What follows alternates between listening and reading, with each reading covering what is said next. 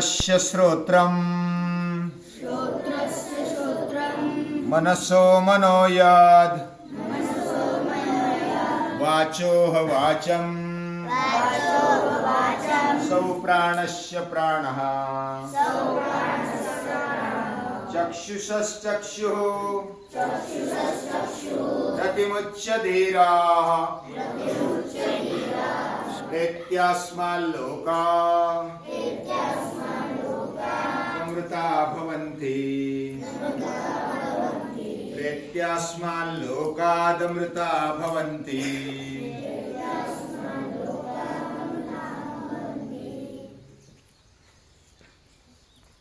हमारे पूर्वज ऋषि मुनि संत महापुरुष हमें अलग अलग तरीके से प्रश्न पूछ के या तो अलग अलग कोई युक्ति बना के हमें कुछ समझाना चाहते हैं।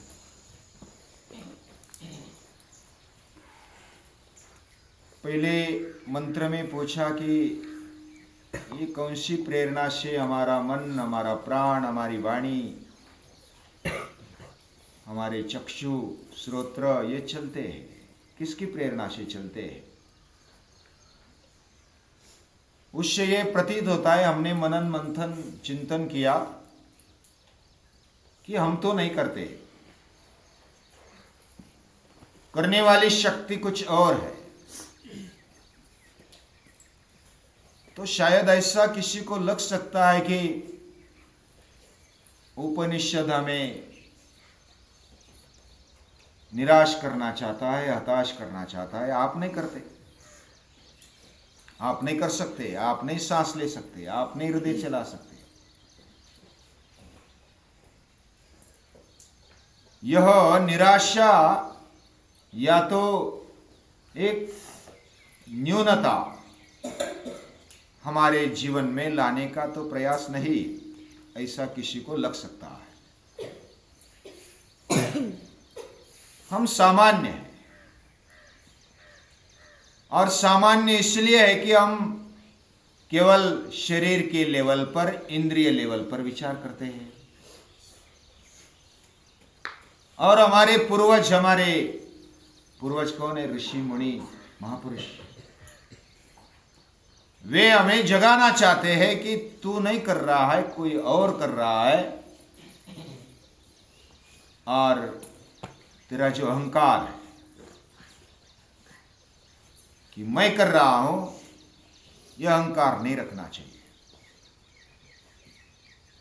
लेकिन क्या फिर हमें कुछ ऐसा सम्मान भी नहीं रखना चाहिए? हम कुछ नहीं करते, हम किस खेत की मूली, किस पेड़ की पत्ती, ऐसा तो नहीं ना। तो ऋषि मुनि हमें ऐसा नहीं बनाना चाहते। तू नहीं कर रहा है, लेकिन तेरे ही अंदर बैठा हुआ एक चैतन्य तत्व है, वह कर रहा है, और तेरा मूल स्वरूप वही है।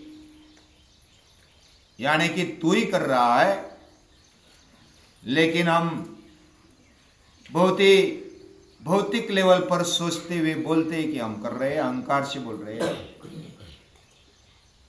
समझदारी से अगर बोलते हैं तो फिर ऐसा सोचना पड़ेगा कि सचमुच मैं तो नहीं कर रहा, जो अहंकार से मैं बोल रहा हूं वह नहीं कर रहा है।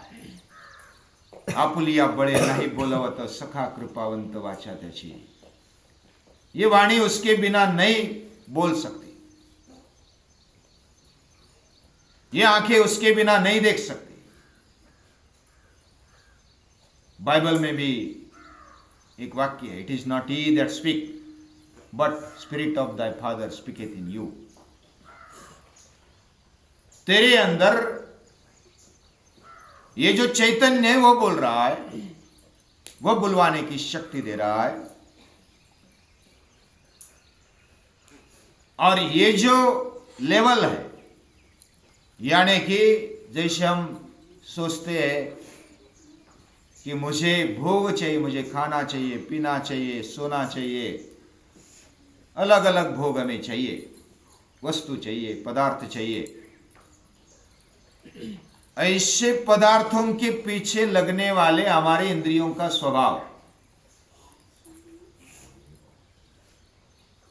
यह वेद भी कहते, उपनिषद भी कहते, परांची कहानी व्यतृणत स्वयंभू तस्मात् परां पश्यति नान्तरात्मन। हमारे शरीर का, इंद्रियों का स्वभाव है कि वो बाहर देखते हैं।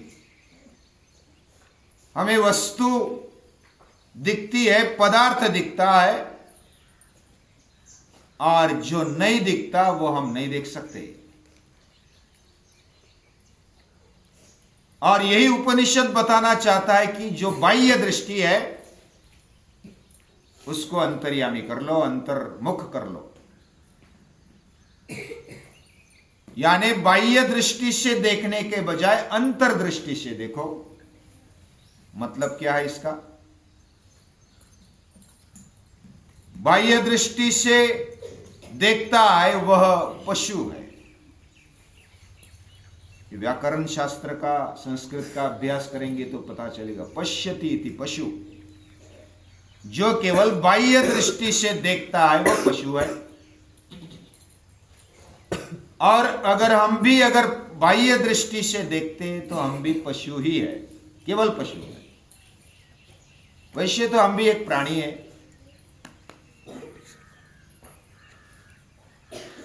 Man is an animal but he is a rational animal.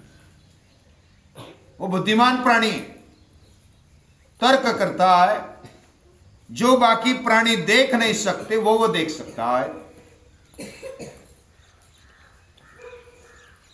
आज की दुनिया में भी केवल बाह्य दृष्टि से देखने वाले ज्यादा है।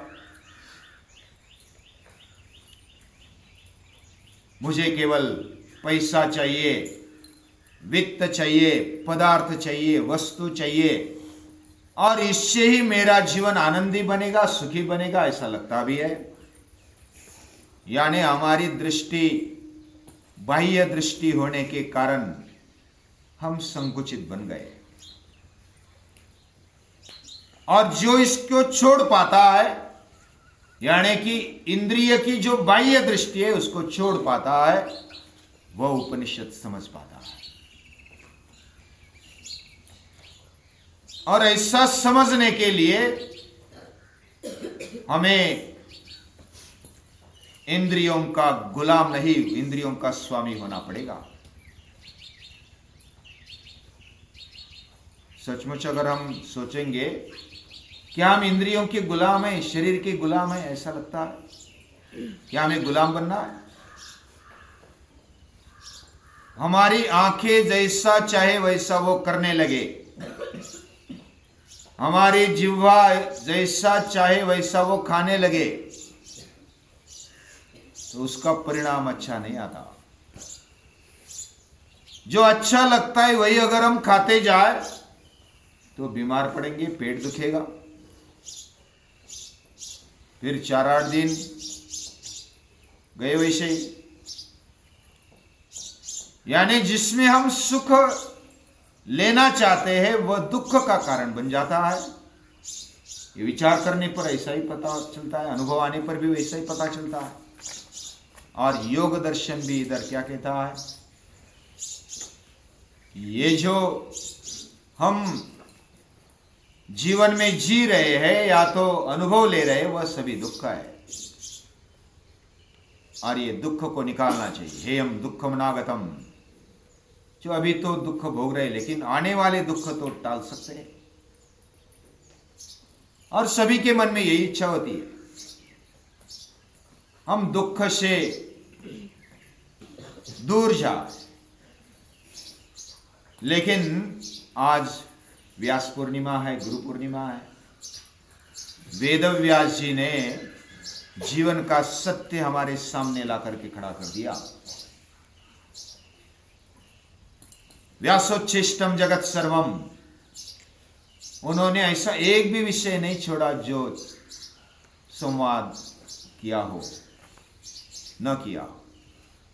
यानी सब विषय उन्होंने झूठे कर दिए, एक भी विषय छोड़ा नहीं। हमारे जीवन में सभी विषय जो भी आते हैं वो उन्होंने उसके उत्तर भी दे रखे हैं। क्या करना चाहिए, कैसे उसकी तरफ देखना चाहिए, ये भी उन्होंने बताया है।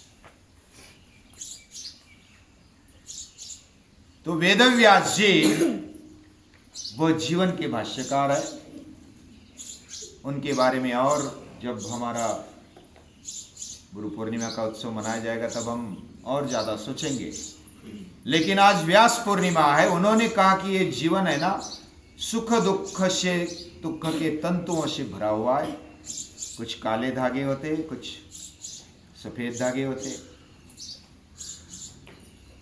और उससे बना हुआ ये वस्त्र है। सुख दुख के तंतुओं से बना हुआ ये जीवन रूपी वस्त्र है, और उसमें सुख भी आएगा, दुख भी आएगा।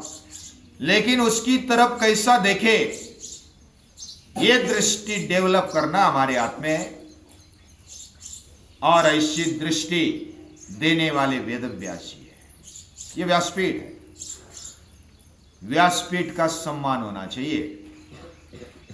वेदव्यास जी को जो भी विचार योग्य लगते वही विचार इधर होने चाहिए। उसको ही व्यासपीठ बोला जाता है।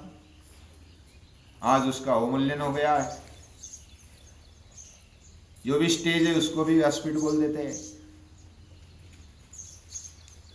व्यासों के विचार, वेदव्यास जी के विचार जो व्यापक है, जो महान है, भव्य है, दिव्य है, ऐसे विचारों को हमारे जीवन में लाने का प्रयास भी करेंगे तो भी जीवन तेजस्विता से भर जाता है, अस्मिता से भर जाता है। हमारा जीवन ऐसा हो, ऐसे उपनिषद चाहिए। हम इंद्रियों के गुलाम नहीं, हम स्वामी बन जाए, हम मालिक बन जाए। इंद्रिय और मन हम जैसा कहे वैसा बर्ताव करें। और इसलिए प्रश्न में, पहले प्रश्न के उत्तर में उपनिषद दादी मां कहती है, श्रोत्रस्य श्रोत्रम मनसो मनोयद। जो श्रोत्र का कान है, मन का मन है, प्राण का प्राण है, आंखों की आंख है। यानी जो हमें बाह्य दिखता है वो नहीं है, उसके भी अंदर कुछ है। और वह अंतर्मुख होने की कोशिश हम अगर करेंगे तो उपनिषद को समझ पाएंगे। तो उपनिषदों को हमें ये बताना है कि हमारा जीवन ऊंचा हो, तेजस्वी हो, हम अंतर्मुख होकर कुछ सीखने का प्रयास करें। सच्चा शिक्षण वही है। हम बाह्य जो चीजें हैं, वस्तु है, भौतिक बातें, उनको हल्का नहीं समझते, उपनिषद भी नहीं समझता। लेकिन जो अंदरूनी बातें हैं वो उससे भी महत्वपूर्ण है। दोनों मिलकर ये सृष्टि चलती है। एक तरफ भौतिक बातें, दूसरी तरफ आध्यात्मिक बातें। हमारा शरीर, हमारे इंद्रिय, हमारी भौतिक बातें बाह्य देह से चलती है, इंद्रियों से चलती है, मन से चलती है। लेकिन जो हम जिंदा है वह कुछ अलग चैतन्य है। इसलिए तो हम जिंदा हैं। उसको नहीं समझेंगे तो खुद को नहीं समझ पाएंगे, खुद को नहीं समझ पाएंगे तो खुदा को नहीं समझ पाएंगे। ये बात हमें समझनी चाहिए और ये समझाने के लिए उपनिषद प्रयत्न कर रही है। और इसलिए उपनिषद माता को, दादी माँ को हम याद कर रहे हैं। केनोपनिषद में कुछ प्रश्न, कुछ चिकित्सा हमारी होनी चाहिए। और इसलिए चिकित्सात्मक ऐसा ये उपनिषद है। हमारी खुद की चिकित्सा परीक्षा होनी चाहिए। क्या हम सही राह पर है? क्या हम पाठशाला में आ गए, सही विचार कर रहे हैं, सही कृति कर रहे हैं, सही आचरण कर रहे हैं? ऐसा विचार जब करेंगे तब हम सही राह पर चल रहे हैं। और ये राह दिखाने वाले जो भी है महापुरुष, उपनिषद, वेद, उनके निर्माता भगवान, उनको नमस्कार है।